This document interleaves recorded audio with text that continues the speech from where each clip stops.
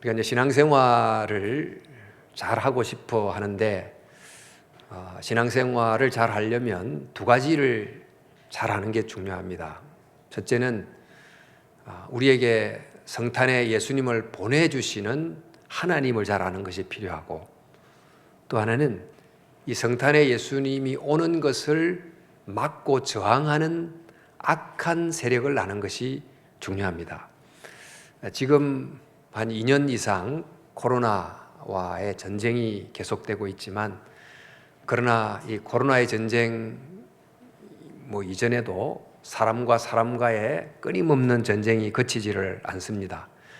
근데 우리는 이 보이는 그 전쟁만 보면 되질 않고 그보다 더 근본적인 보이지 않는 싸움이 있다는 것을 알아야 되는데, 바로 하나님과 사단의 싸움입니다.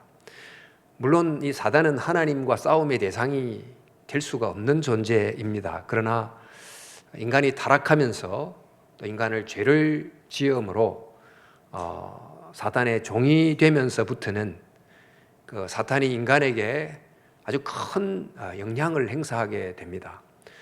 마귀의 인간을 멸망시키려고 하는 그런 힘, 그리고 인간을 구원하려고 하는 하나님의 의지 사이에 영적 전쟁이 계속해서 생겨나는 것입니다. 근데 이런 전쟁은 우리 눈에는 보이지 않지만 사실 가장 가까이서 느낄 수 있습니다. 우리의 마음속에서 벌써 성령이 역사하시는 것이 있고, 또 악한 자가 유혹하는 것이 있기 때문에 우리의 마음속에서 벌써 늘 전쟁이 일어나고 있습니다. 우리의 마음이 영적 전쟁터입니다. 우리의 생각 속에도, 우리의 감정 속에도 그런 늘 보이지 않는 그런 전쟁이 있습니다.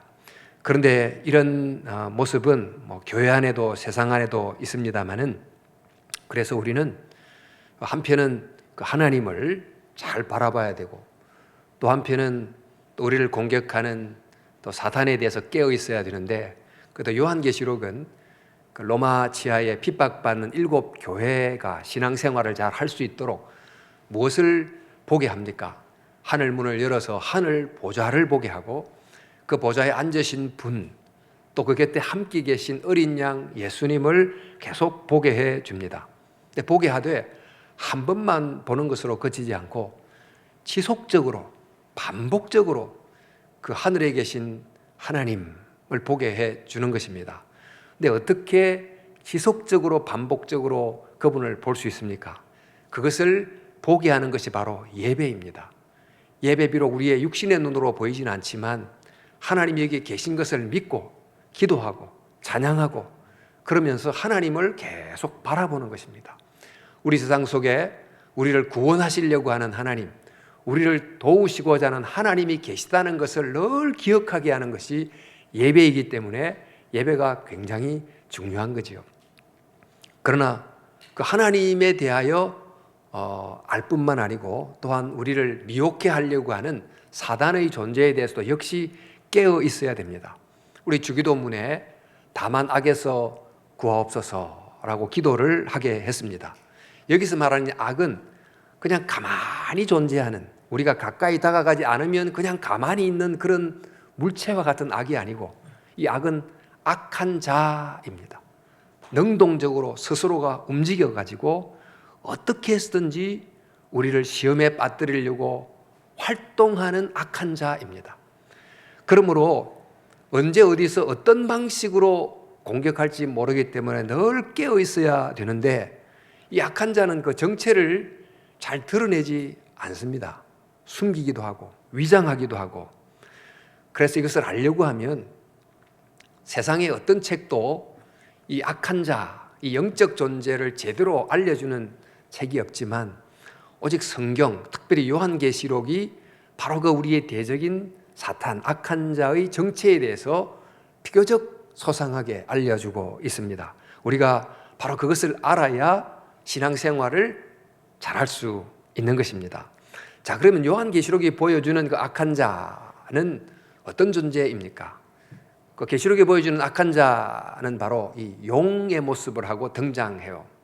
그 용이란 파충류의 모습으로 등장을 하는데, 용의 모습을 보이면서 어떤 사건이 이제 소개가 되느냐 하면, 우리 요한계시록은 그 일곱 인이 떼지자 일곱 나팔이 시작이 되고, 또 일곱째 나팔이 불면서 이제 본격적인 일곱 대접 심판이 시작이 되는데, 그 시작되기 전에 하늘에서 일어나는 전쟁을 보여줍니다. 그 속에 바로 사탄이 있어요. 여러분, 오늘 본문에도 읽었습니다만 한 여자가 등장합니다. 이 여자는 밝은 해를 옷처럼 입고 있습니다. 또 발 아래에 달이 있고 머리에 12관을 쓰고 있습니다. 근데 이 여자가 해산을 하려고 해요. 그럼 이 여자는 누구며 해산하려고 하는 아이는 누구를 말하는 걸까요? 이 여자는 신구약 성경을 다 봐서 하나님의 백성인데, 특별히 우리 12장에 나오는 이 여자는 구약의 하나님의 백성, 메시아를 이 땅에 보내게 될 구약의 하나님의 백성이고, 그 아이는 바로 그들을 통해서 이 땅에 올 말 그대로 메시아입니다. 자, 메시아가 온다 그러면 모두가 다 메시아를 고대하고 기다릴 것 같지만 다 그런 것은 아닙니다. 메시아가 오는 걸 싫어하고 거부하고 저항하는 세력이 있는 것입니다. 그가 누굴까요? 바로 대표적인 존재가 이 용입니다. 이 용이 하늘을 날면서 흉측한 진홍빛 빛깔을 가지고 푸르디 푸른 하늘을 날아다니다가 그 7개의 머리를 가지고 아기를 낳으려고 하는 여자에게 다가가서 아기를 삼키려고 한다고 되어 있어요. 근데 아기에게 다가가면서 꼬리를 막 흔들면서 다가가는데, 그 꼬리에 의해서 하늘의 별 3분의 1이 땅에 떨어졌다라고 했습니다. 이 하늘의 별은 그 다니엘서의 의인은 하늘의 별처럼 빛나리라 하는 말씀처럼 하나님의 백성을 역시 뜻을 합니다. 그러니까 메시아를 죽이기 위해서 메시아를 탄생시킬 백성들을 고통을 주고 죽이려고 한 것입니다. 애굽에 있을 때 장자를 살해하기로 했다는 것에서부터, 또 에스더 사건에서도 좀 알듯이 바벨론 포로 등등의 여러 사건을 통해서 메시아를 탄생시킬 구약의 백성들을 계속해서 죽이려고 시도를 했습니다. 그런데 이 용이 왜 이 여자를 그렇게 죽이려고 했습니까? 여자에게서 태어날 아이를 그렇게 죽이려고 한 것일까요? 그 이유는 이 아이가 할 일 때문입니다. 그 아이는 바로 사단의 일을 멸할 아이이기 때문에 그렇죠. 그래서 요한일서 3장 8절에 하나님의 아들이 나타나신 목적은 악마의 일을 멸하시려는 것입니다. 자, 그러면 대체 이 마귀가 무슨 일을 하는 겁니까? 우리 계시록 12장 9절에 그는 온 천하를 꿰는 자라고 되어 있는데, 이 중요한 것은 속이는 자죠. 에덴 동산에 있을 때 아담을 속였는데, 하나님에 관한 가장 근본적인 것을 속임으로 모든 삶의 중심을 바꾸어 놓고 또 정말 타락을 가져오게 된 것입니다.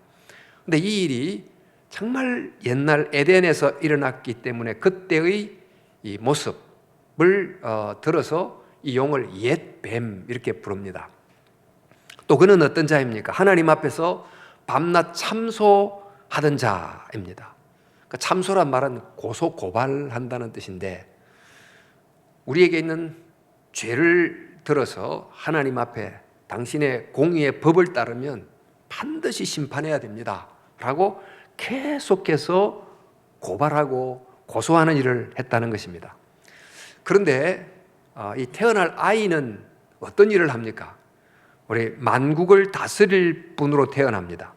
사단이 속임수를 통해서, 참소를 통해서 인간을 멸망시키고 또 만국을 망가뜨리고 있으면서 자기의 왕국으로 삼고 있을 바로 그때에 그 왕국 속으로 한 아이가 왕으로 태어납니다. 그리고는 이 아이가 용의 속임수를 진리로 바꾸고 또 용의 참소를 용서로 해결을 합니다. 그렇게 함으로 이 마귀의 일을 멸하여 인간을 회복시키고 만국을 다시 소성시키는 일을 하러 온 것입니다. 그렇기 때문에 이 용이 이 아이를 반드시 죽이려고 하는 거죠. 그래서 12장 5절에 보니까 그 아이를 근데 그렇게 죽이려고 했는데 그 아이가 어떻게 됐겠습니까? 우리 12장 5절, 아이를 하나님 앞과 그 보좌 앞으로 올려가더라. 아이가 구출이 돼서 하늘로 올려갔다고 되어 있습니다. 여기에 사탄의 공격에서부터 건짐을 받아 하늘로 올려갔다는 이 한 줄 문장은 사실 예수님의 전체 일생을 많이 생략한 중요한 한 컷 스냅 사진과 같아요. 근데 이 사진을 통해서 예수님의 일생을 조금 펼쳐볼 필요가 있습니다. 우리가 알다시피 예수님이 태어나셨을 때 헤롯 왕에 의해서 죽임을 당할 뻔했어요. 비슷한 연령의 아기들이 얼마나 많이 죽었습니까? 그리고 장성했을 때 유대인들이 예수님을 죽이려고 했고, 또 마침내 로마의 힘을 빌려서 십자가에 매달아 죽였습니다. 용은 비록 아기 때 예수님을 죽이지 못했지만 드디어 죽였습니다. 마귀는 기어코 아기를 죽였고, 그리고 자기는 이겼다라고 자축을 했습니다. 그리고는 3일이 지났어요. 3일 만에 예수님이 부활하시고 성천을 하셨습니다. 예수님이 죽으셨는데 살아나신 것입니다. 근데 그것을 자세히 보니까 예수님의 이 죽음은 한 개인의 죄인으로서의 죽음이 아닌 인류의 죄를 자기 안에 품고 죽음으로 인류의 죄를 대속한 속죄의 죽음이 됐던 것입니다. 그래서 이 십자가가 마귀로 하여금 인간을 고소하고 인간을 지배할 근거가 된 이 죄의 문제를 해결해 버린 것입니다. 따라서 이 사단은 예수님을 죽임으로 승리했다고 여겼지만 그것이 도리어 마귀를 결정적으로 패배시키는 사건이 되고 만 것입니다.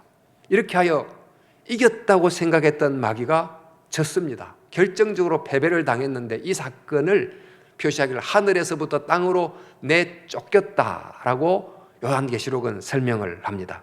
이사야도 이런 비슷한 말씀을 했는데, 웬일이냐 너 아침의 아들 새벽별아 내가 하늘에서 떨어지다니, 이런 말로 표현을 했고, 또 주님도 말씀하시기를 사탄이 하늘로서 번개같이 떨어지는 것을 내가 보았노라고 했습니다.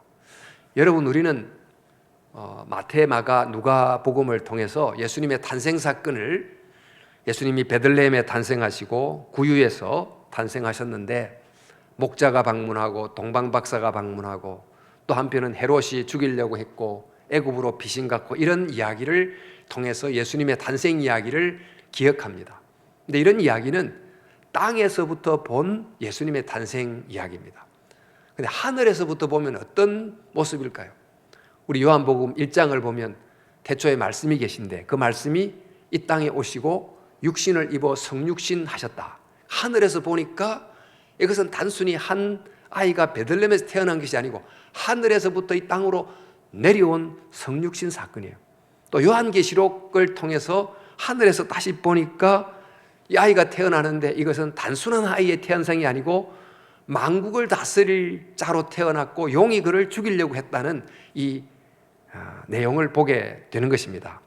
여러분, 이렇게 용이 이 아기의 탄생을 싫어하고 그를 탄생하면 죽이려고 생각을 했지만 결국 죽이지 못하고 용이 패하게 됐습니다. 그러면 이 용이 이제 그 다음 어떤 행동을 할까요?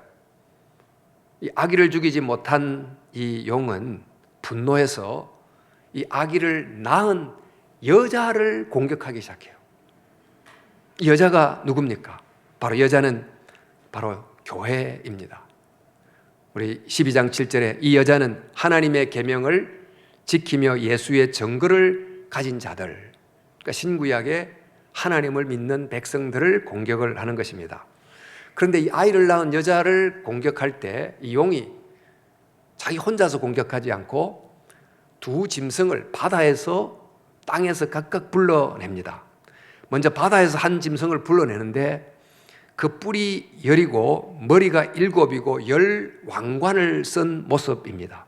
이 뿔은 권력을 상징하고 왕관은 통치를 상징하는데 그 뿔이 10개고 왕관이 10개다 보니까 강력한 권력을 가진 지배 세력을 의미하는 거지요. 근데 그 모습을 보니 외모가 표범 같고 곰, 사자의 부위를 합쳐놓은 굉장히 기괴한 모습이었습니다. 무서운 동물 중에 가장 무서운 부위만 골라가지고 모습을 만들었으니까 아예 보기만 해도 공포에 질릴 수 있는 그런 모습을 한 짐승이 바다에서부터 올라왔습니다. 이것은 바로 모든 사람을 그 강력한 권력이나 무력을 가지고 사람을 공포에 몰아넣는 어떤 그런 불의한 힘, 또 정권, 국가 이런 것을 의미하는데, 즉 의로운 성도들을 핍박하는 모든 적그리스도를 상징한다고 보면 되겠습니다. 그리스도는 겸손과 온유로 통치하지만 이 적그리스도는 공포와 폭력으로 지배하면서 성도들을 박해하는 것입니다. 이런 모습이 로마 시대 때부터 또 여러 역사 속에 일이 계속 일어나게 됐습니다. 그런데 또 이 악한 이 바다에서 온 짐승은 교회가 이런 폭력적 세상 속에 살아가다가 교회도 약간 힘을 갖게 돼서 본인이 행동을 할 때 힘의 방식으로, 바다의 짐승과 같은 방식으로 반응함으로, 때로는 십자군이라는 폭력의 방식을 쓰므로 나도 모르게 바다 짐승의 길을 가게 함으로 교회의 본질을 잃어버리게 하는 이런 방식으로도 공격을 해요. 그래서 13장 7절에 권세를 받아 성도들과 싸워 이기게 되고, 이제 9절이 나오는데 이것은 바다 짐승이 폭력과 공포를 통해 하나님의 백성을 핍박하고 있음을 알려주고 있는 것입니다. 자, 그런데 용은 이제 바다 짐승뿐만 아닌 땅에서부터 올라오는 또 한 마리의 짐승을 불러내는데, 이 짐승을 보니까 또 다른 짐승이 땅에서 올라오니 어린 양같이 두 뿔이 있고 용처럼 말을 하더라. 그러니까 어린 양같이 뿔이 두 개 있는데 용처럼 말을 해요. 그러니까 어린 양 같은 외모를 가진 선하고 착한 모습을 가지고 있고 용처럼, 즉 신의 언어처럼 기가 막힌 말을 쏟아냅니다. 그리고 게다가 그뿐만 아니고 기적을 행하고, 그러니까 누가 봐도 이건 하나님이 보낸 선지자다 이렇게 믿게 만듭니다. 그래서 그는 양 같은 외모를 하고 신의 말 같은 유창한 언어를 가지고 사람들에게 어떤 우상에게 계속 절을 하라고 합니다. 그리고 절을 하면 그 우상이 주는 표를 이마와 오른손에 받게 해 줍니다.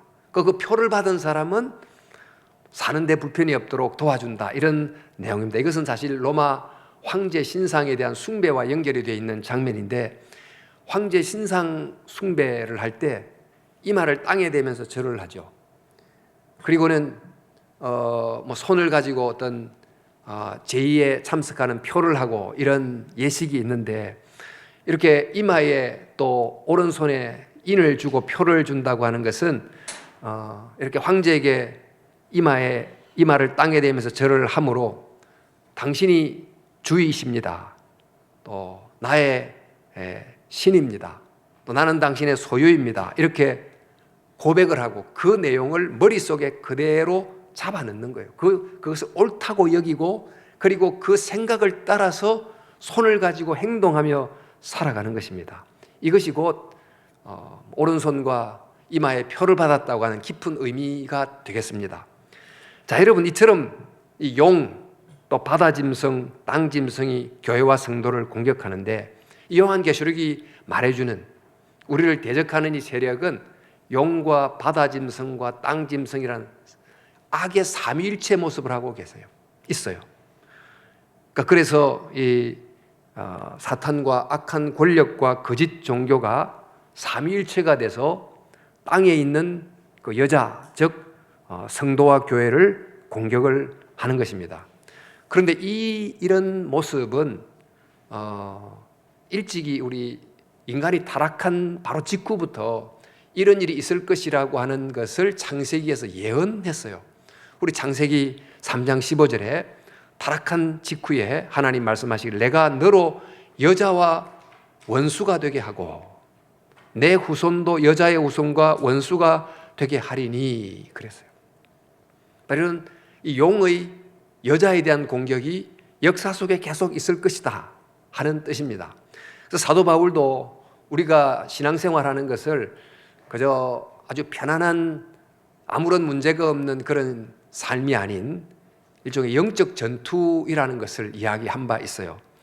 우리의 씨름은 혈과 육을 상대하는 것이 아니요 통치자들과 권세들과 이 어둠의 세상 주관자들과 하늘에 있는 악의 영들을 상대함이라. 우리가 혈과 육을 가진 사람과 싸우는 것 같지만 가장 깊이 보면 그 사람의 속에 있는 어떤 사상과 싸우는 거고, 그 사상을 준 어떤 가치를 그 속에 심어준 어떤 악한 영과의 싸움이라는 거예요. 그런데 이런 공격이 신앙생활 속에 있어요. 이런 싸움이 있습니다.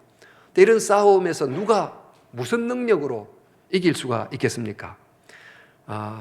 성경은 우리에게 이런 악한 자의 정체를 보여주는데, 이것을 보면 모두가 다 두려움을 갖게 되고 아무도 나는 이길 수 없다 이렇게 생각을 하게 됩니다. 그러나 여러분, 우리의 힘으로는 이길 수 없지만 그러나 이길 수 있는 길을 하나님이 주셨어요. 바로 그 악한 자에게는 급소가 있고 그들을 공격할 수 있는 영적 무기가 있다는 것입니다. 여러분, 그것이 무엇입니까? 우리 바울 사도께서 앞서 말한 것처럼 우리의 씨름, 우리의 신앙생활은 하늘에 있는 악한 영들을 대함이라고 하고는 그 악한 영들을 이길 수 있는 무기를 알려주셨어요. 이 악한 영들은 우리 세상이 말하는 물질, 수, 양을 갖고는 절대로 이길 수가 없고, 오직 하나님이 주신 진리의 띠, 의의 흉배, 복음의 신, 믿음의 방패, 구원의 투구, 성령의 금을 가지고 이길 수가 있는 것입니다. 그런데 이 요한계시록은 바로 이 사도 바울이 말한 에베소서 말씀과는 좀 다르게 이 세 악의 이 삼위일체가 된 이 세 명을 이길 수 있는 영적 무기를 우리에게 알려주는데, 자, 먼저 한번 보십시오. 용이 우리가 본 것처럼 용은 속이는 자였습니다. 에덴 동산에서부터 지금까지 하나님에 관해서 속임으로 하나님과 관계없이 삶을 생각하고 하나님과 관계없이 죽음을 생각하고 인생을 생각하고 인간을 생각하도록 계속해서 속입니다. 그리고 또 사단은 그래서 지은 이 죄를 가지고 하나님 앞에 참소하면서 심판을 내려야 된다고 계속 고발하고 있습니다. 그리고는 자기 밑에 죄의 종으로 살게 하는 것입니다. 무엇으로 우리가 그것을 이길 수가 있습니까? 우리 12장 11절에 우리 형제들이 어린 양의 피와 자기들이 정언하는 말씀으로써 그를 이겼으니, 이렇게 되어 있어요. 이기는 무기가 진리를 정언하는 말씀입니다. 예수님도 광야의 시험에서 무엇으로 사단을 이겼습니까? 하나님의 진리의 말씀으로 이겼습니다. 여러 가지 채널을 통해서 우리를 공격해요. 배고픔이거나 가난이거나 욕망이거나 시기심이나 탐욕이나 명예심이나 온갖 종류의 채널을 타고 우리를 공격합니다. 그럴 때 우리가 무엇으로 이길 수 있습니까? 하나님의 말씀. 하나님이 우리를 향해서 하신 그 말씀을 가지고 너는 내 것이다, 하나님은 나의 아버지다 라고 하는 말씀을 붙들고 이긴다는 것입니다. 또 사단이 계속 우리를 참소하고 고발하고 그럴 때 우리가 그를 이길 수 있는 유일한 무기가 뭡니까? 내가 내 공로를 가지고 내 의를 가지고 사단의 참소를 이길 수 있습니까? 지금 뭐 여러 뉴스에서 어떤 사람의 숨겨진 것을 폭로하고 그것도 견디기가 어려운데, 오직 이길 수 있는 유일한 것은 어린 양의 피를 통해서 이기는 것입니다. 어린 양의 피를 통해서 거룩하신 하나님 앞에 이 더러운 죄인이 담대히 그분 앞에 나아가서 교제하고 또 하나님 앞에 경배할 수 있게 되는 것입니다. 자, 이렇게 사단을 이기는 무기를 알려주신 다음에 또 이 바다의 짐승은 앞서 말한 것처럼 권력을 가지고 핍박, 위협, 체포, 박해, 죽음을 주는 존재인데, 근데 이것을 어떻게 이길 수 있는가? 사실 로마 시대 때부터 지금 세계 곳곳에 다양한 형태의 핍박이 존재합니다만은, 이럴 때 우리가 가져야 될 것이 뭔가? 우리 13장 10절에 여기에 성도들의 인내와 믿음이 필요합니다. 그러니까 믿음을 가지고 이긴다는 거예요. 고난이 있지만 하나님이 함께 해준다는 그 믿음, 또 고난 이후에는 고난과 비교할 수 없는 하나님의 상급이 있다는 그 믿음, 이 땅의 환난은 잠시지만 그 잠시 있는 환난과 영원한 영광은 비교할 수 없다는 그런 소망의 믿음, 이런 이제 믿음을 가지고 인내하면서 바다의 짐승을 이기게 해주는 것입니다. 이제 땅의 짐승은 우리가 본 것처럼 어린 양처럼 모양을 하고 하나님의 말씀처럼 말을 하면서 우상들을 믿게 하고 그 앞에 절하게 하고 절한 자에게 표를 준다, 이렇게 되어 있는데, 자, 여러분, 이런 그 속임의 짐승을 어떻게 우리가 이길 수 있겠습니까? 우리 앞서 이야기한 것처럼 황제 앞에 이렇게 숭배한다는 것은 이제 머리를, 이마를 땅에 대고 절하고 그러면서 황제, 당신이 나를 보호하는 정말 주이십니다. 당신은 나를 지켜주고 나를 안전하게 해주고 나를 행복하게 해줄 주이십니다.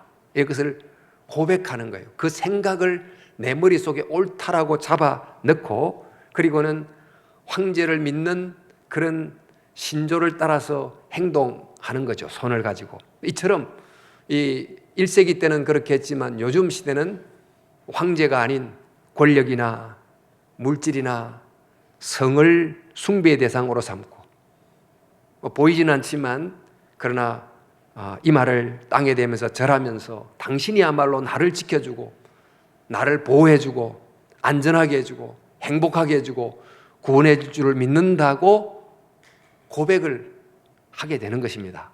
자, 그러면 그 숭배받는 이른바 우상이, 그래 내가 너를 지켜주지, 내가 너를 보장해줘 라고 하는 일종의 표를 주는 것과 같아요. 그 표를 들고는 그것을 믿고, 그래 나는 이 신이 나를 지켜줄 거야, 물질과 우상과 성이 나를 행복하게 해줄 거야 라고 살아갑니다.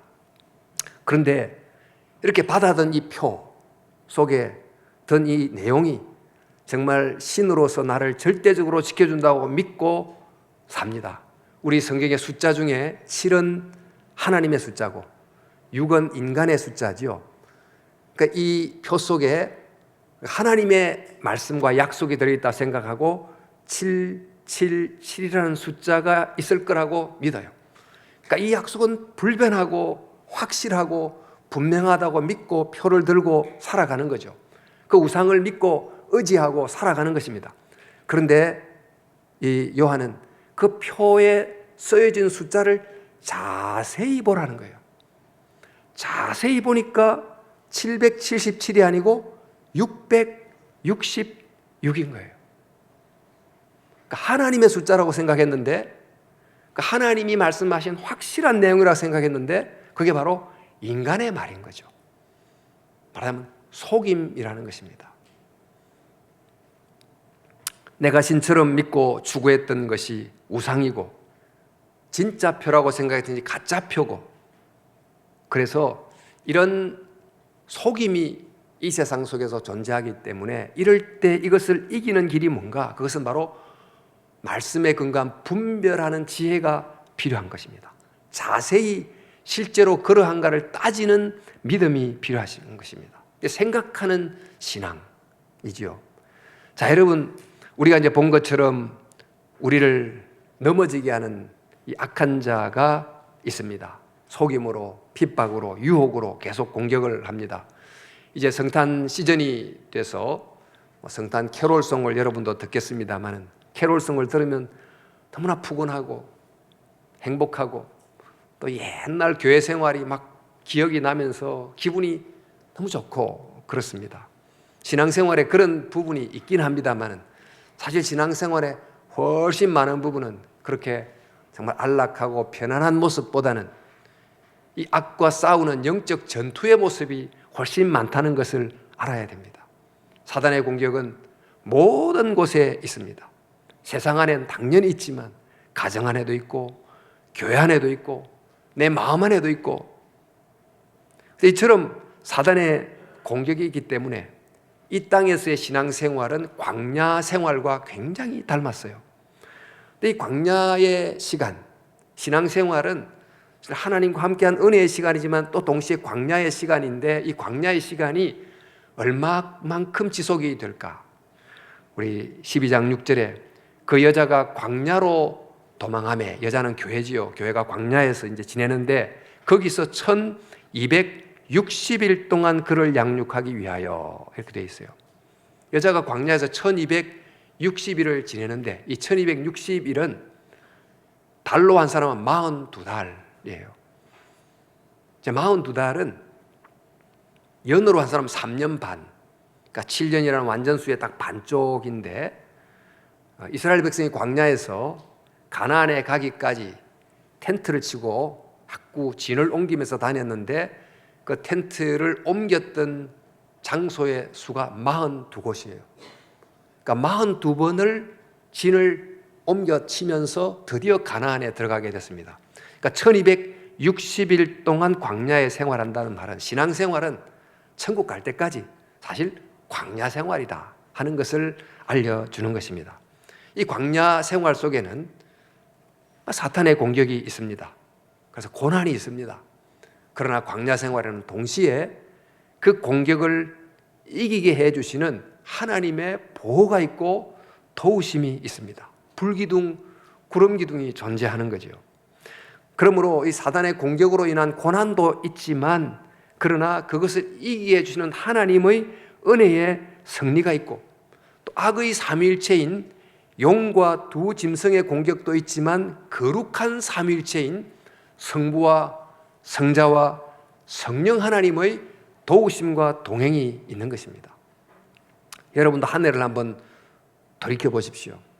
개인적으로나 또 교회적으로나 나름의 여러 가지 어려움이 있었을 텐데, 가만히 생각해 보니까 어떤 일을 하면서 그 일 뒤에 악한 자의 공격이 있을 수 있다 하는 점을 경계하지 못한 점이 있었던 것 같아요. 주님의 일을 한다고 하지만 경계심을 갖지 않기 때문에 기도도 별로 하지 않고, 또 이전처럼 하면 되겠지 생각했지만, 그러나 이 영적 세력은 그 빈틈을 타고 내가 모르는 방식으로 공격하는 그런 경우가 있지 않았나 싶습니다. 만약 적이 우리를 공격하려고 노리고 있는데 경계초소를 다 비워놔버리면 누가 그 전쟁에서 이길 수가 있겠습니까? 그래서 기도와 말씀에 깨어있으라 라는 주님의 이 경고를 더욱 귀담아 들어야 할 때가 되지 않았나 생각이 됩니다. 따라서 성도 여러분, 우리는 한편 이 악한 존재에 대해서 깨어 있어야 되고 경계하면서, 또 한편 우리를 사랑하시는 하나님의 동행을 더욱 붙들 수 있어야 됩니다. 한편은 경계하고 한편은 우리 안에 계시고 우리와 함께 그러시는 주님을 바라보면서 가야 되는데, 이 기간이 바로 광야 42달의 여정인 것입니다. 여러분, 이렇게 42달의 시간을 주님 경계하면서, 한편 경계하면서 또 한편 동행하시는 주님을 믿고 걸어가면 어떻게 될까요? 그러면 고난이 있습니다. 그러나 결코 패하지 않습니다. 쓰러질 수 있습니다. 그러나 완전히 넘어지지 않고 반드시 다시 일어납니다. 그러나 그런 과정을 통해서 우리는 계속 성장하고 성숙하고 하나님의 백성이 되어가는 것입니다. 그러므로 성도 여러분, 우리는 악한 자가 있다 하는 것을 기억하고, 다만 악한 자에게서 나를 건지시옵소서라고 기도한 것처럼 기도와 말씀에 더욱 깨어있도록 힘쓰기를 원합니다. 뿐만 아니고 우리와 늘 함께 하시는 그 주님에 대해서 눈뜨기 위해서 개인적인 예배를 통해서, 공적인 예배를 통해서 더 간절하게, 더 자주 하나님, 성부, 성자, 성령 하나님을 바라볼 수 있기를 바랍니다. 그렇게 하면 우리가 걸어가는 이 광야의 42달, 우리가 하나님 나라 갈 때까지 어려움이 있긴 하지만 넉넉히 이길 수 있는 은혜를 경험하면서 마침내 그의 나라에 이르게 될 줄로 믿습니다. 이런 은혜가 저와 여러분 가운데 있기를 주님의 이름으로 축원합니다. 기도하겠습니다.